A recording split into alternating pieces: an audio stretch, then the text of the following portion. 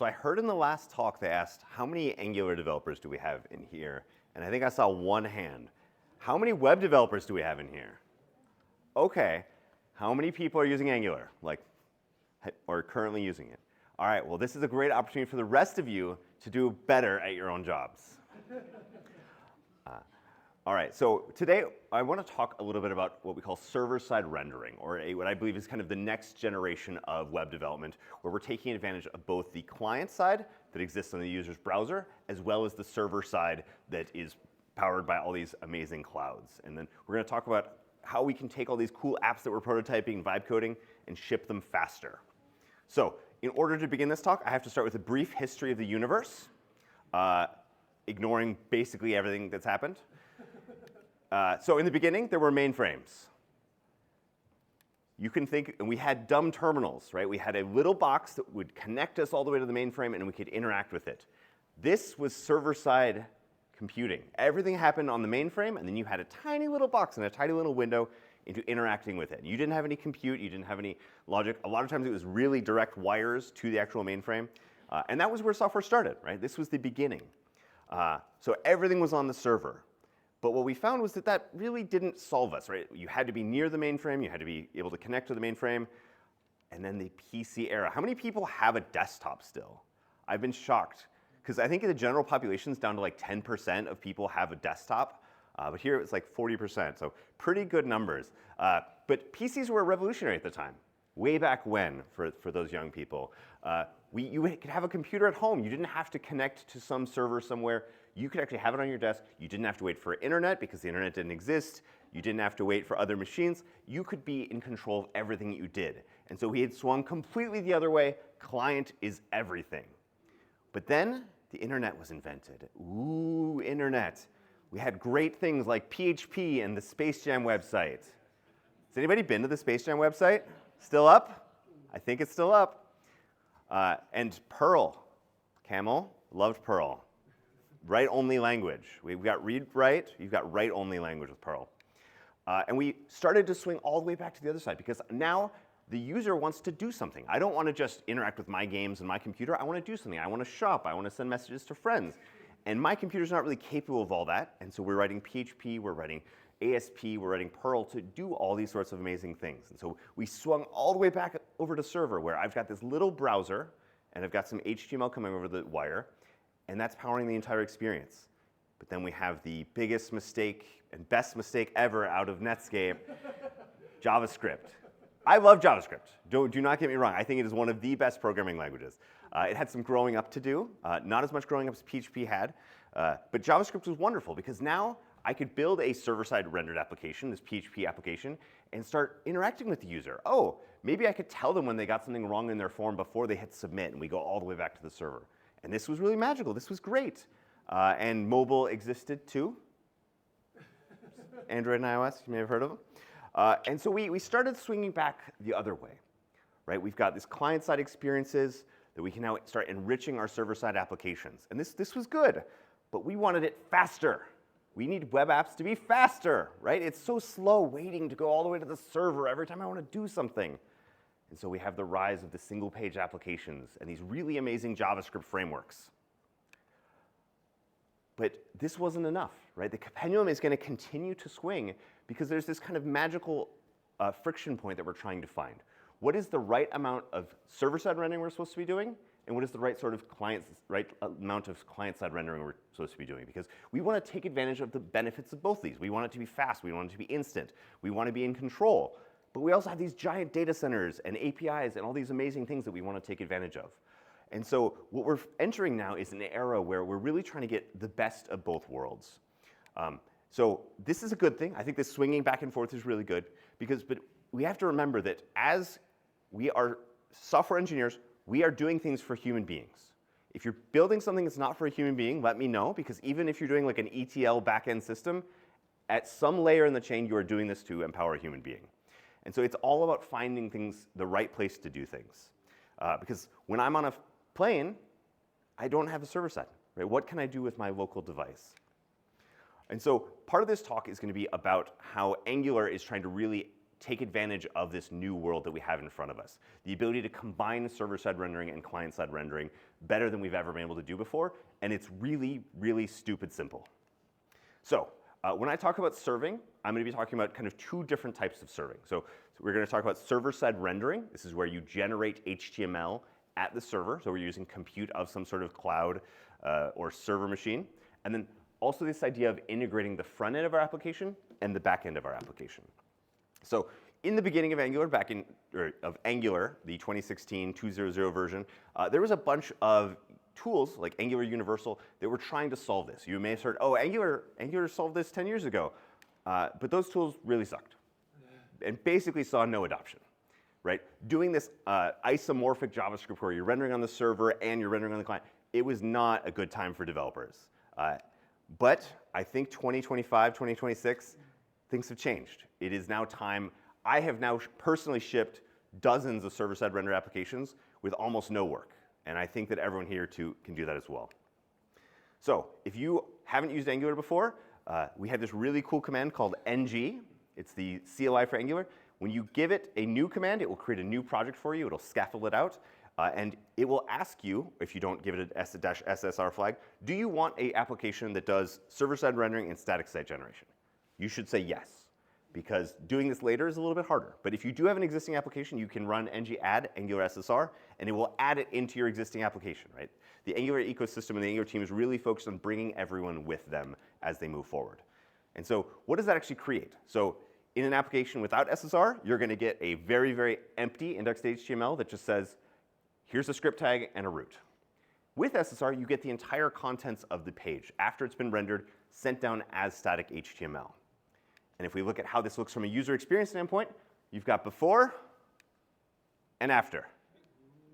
See, isn't this great? We server-side rendered, and to the user, it's identical. So you might start thinking, oh, this is really just for robots, right? Like the crawlers, the machines, they really care about server-side rendering, and they do. The Google search engine is capable of processing JavaScript spas and indexing them effectively, but every social media site, every other search engine really kind of sucks at this. And so by server-side rendering, you're solving a huge problem for yourself there. But I also want to recognize that there's users too. Did anyone see my son Alexander in the back earlier? I try to include him in as many presentations as I can. But this is what you want. You want happy little users. And server-side rendering gets you this, right? You do not have to wait for all of the JavaScript to load in order to render the page. So this is good for page speed, which Google cares about in terms of indexing and presenting your page to users. Matters for crawlability, social media. You want those posts on Blue Sky, Mastodon, etc. And there's a bunch of tools in our toolbox that we'll talk about to do this. So one of the tools I'll call pre-rendering, and there's a few different names for some of these things. Sometimes you hear it called static site generation. This is where you create the entire HTML of your application at build time. So I run ng build, or if you're using Astro or whatever, we create HTML when I write that application. Then we have server-side rendering. This is where we create the HTML at request time. So doing it at request time, you can do different things, right? I could do a lookup in a database. I could get the current time. I can give the user accurate information as of that moment, as of their state. And then you've got client. This is the kind of traditional SPA. We're running all of that JavaScript to create HTML at runtime. And then we have this kind of magic technology called hydration, where what we can do is we can take all of that HTML that's been written and sent either pre-rendered or server-side rendered, and instead of destroying it and tearing it all down and then rebuilding it from scratch via JavaScript, we can actually just enrich it. So we're just attaching all of the events, we're attaching all of the live data to it via this thing called hydration. And there's a couple ways in Angular. One is default and one is called incremental. And I'll talk a little bit about those if we have time. And then lastly, there's a really, really magical tool that I'll actually demo in a little bit called defer within Angular. So you can actually say, don't load this, don't get the JavaScript, don't run any JavaScript until some interaction happens, whether that's a hover, whether that's this item, wait for it to be in the viewport, whether there's some other heuristic you come up with. You can defer to running the JavaScript at the right time and in the right way. So if you're an Angular developer, this should look really familiar. This looks exactly like the client-side routes that we have, but now we have server-side routes. And one of the cool superpowers that Angular has is you can decide which parts of your application should be server-side rendered, which should be pre-rendered, and which should be client-side rendered. So for example, maybe by default, my application's got a lot of static content, like a blog, and I want to pre-render it. Anything that already exists, let's pre-render it. And then I've got some rich data that needs to be up to date. I'm going to server-side render that. And then maybe I've got some sort of authenticated paths where I don't want to deal with figuring out state and transferring that down to the user. You can say all of that, or my admin section of my app, let's just client-side render that, because we don't need any of those performance savings. And so you can specify for every route of your application how you want it to be served to your users.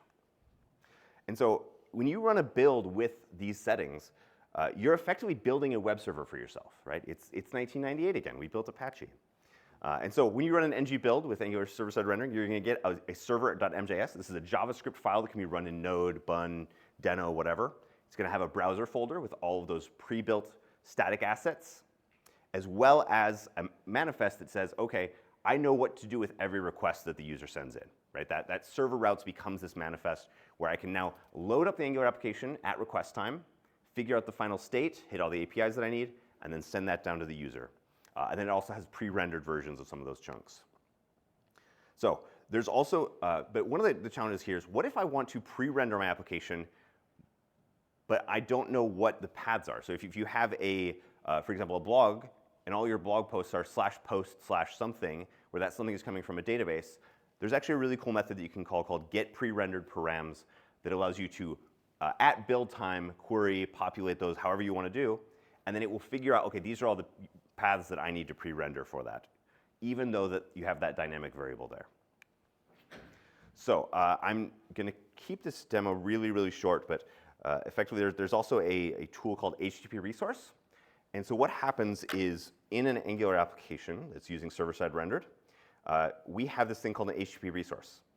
And it is smart enough that it will only do the, if you're server-side rendering this application, like I am right here, it will only do the HTML or the load of that JSON object, that HTTP resource, when it needs to. So this is a server-side rendered page, so when I load it, you'll see there's nothing here coming in. Whereas if I didn't use HTTP resource, or I don't have that sort of caching and transfer state, we're going to have to go and load that from an API. And so if I come from a different page where now the client side is loaded, or the application is loaded on the client side, and I hit state transfer again, now we had to go get that API. We had to go hit that endpoint. So HTTP resource is a really cool technique. Now, that means you don't have to re-trigger all of the queries in your application. All right, so transfer state with HTTP resource, it avoids redundant API calls because you made an API request on the server. You don't want to make it again on the client. I will say, watch out for this. It can unexpectedly double your bundle size, which means because effectively if you're pulling down an API, like let's say there's 5 megabytes of blog posts, you pull all those down, and then you render them in HTML, it will also send down those 5 megabytes as state so that it can resume the application without having to make that HTTP call again. So you've got the rendered HTML and the raw data that's powering it. And so if you are worried about this, there's a with no HTTP transfer cache. So you can just turn off that transfer cache, and then it will remake that HTTP call on the client side. There's also some really cool things happening with NGRX, where you can actually take advantage of all the NGRX patterns for state management with transfer state, sending down this kind of resumable application.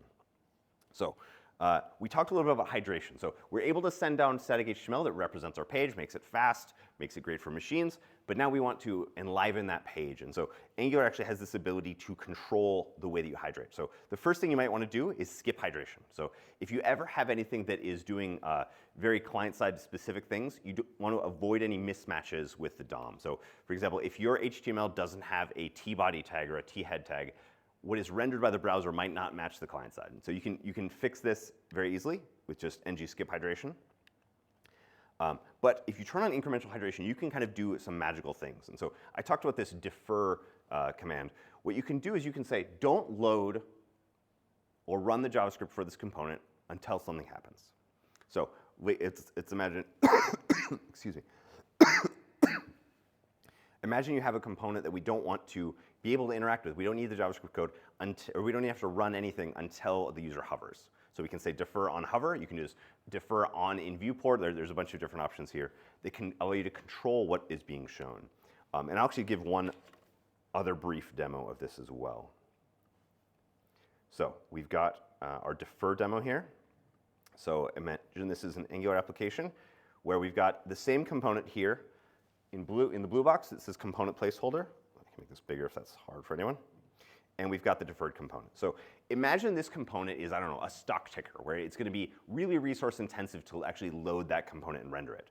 We have, in the first case, we have just a pure defer without hydration. So nothing, we don't actually have the real component running until the user hovers.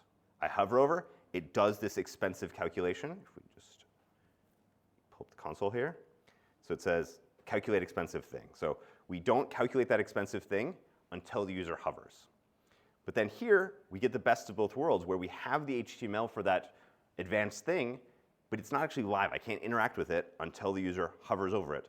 Now we do all that expensive calculation, we hydrate that component, and it becomes live. It becomes a real part of our application. But the user never had to know about that. And that's kind of the magic of hydration. All right, so we've already combined the front end and back end. If you think back to that server.mjs, we're creating a server that is already an Express-based Node application. And so in my mind, I think that the next logical step is to start throwing my API in there. Build a single project that has both the API and the front end that powers it, where you get shared typing, you get all these benefits of developer experience. And so you can just think about that exact same chart now and add an API on top of it. So this really has a simple development story, but I think there's an even more important part, which is now, and you can do this with this Angular app with server-side rendering that I talked about, where you actually need a server to be executing your JavaScript code. But you can do this with any vibe-coded application as well. I've done this now over and over and over, which is Firebase app hosting, which I think you're going to talk a little bit about. But effectively, in Angular, this is stupid simple. And I've done this kind of over and over and over. So here is the demo application that we talked about. I built a little prototype for my company. I built a little alert management system. All of these applications were built really, really quickly with AI, and I needed a place to run them and host them. And app hosting was super simple to get set up. I installed the Firebase tools. I initted app hosting. Then I had to go enable billing, because you can't enable billing until the account exists. And then once billing is enabled, then you can enable app hosting. It's a little back and forth. And then I just go and I choose, hey, I want to connect this to my GitHub repository. I authorize it. And then whenever I push code, it automatically rebuilds my entire application, my server.mjs, and then it runs it and it scales it for me. So Firebase app hosting is a fantastic way. I'm using it basically for every application. Their free tier is pretty generous. I've never built an application that's expanded past the free tier, despite some decent usage, including the DevFest website. So if you're ever, and you can do really cool things, right? You can build a app hosting running API that connects out to a SQL server, right? You can give permission to your app with Cloud Run to access your network for all of your cloud assets. Excuse me. So what's next? I think someday the Angular team will maybe get to a point where we have streamed SSR. This is kind of the state of the art. If you look at what Google is doing the most advanced, is they will statically render HTML, like little bits of HTML, and they'll start sending them down to the browser even before the entire page has started rendering. So that's a very advanced, very performant strategy that you need for applications with billions of users. And the idea is that someday that will come to Angular. So I really hope that everyone here gives these things a try. And then I think SSR, like, now is the time. Every application should be SSR, but some of the best practices still need to be figured out, like that HTTP cache. When should you be caching? When should you be reinitiating those HTTP requests? If you want to chat more with me, love to hear what your thoughts about SSR, about DevFestMN, and then also just my day job doing end of life. If your company has end of life software, you care about keeping it secure, patching it, et cetera, come chat with me. But thank you so much, everyone. We have a survey. This is my personal survey. And then remember, there's on the website, we have individual surveys for every talk, as well as the big event survey that will make you eligible for prizes. So thank you again, everyone.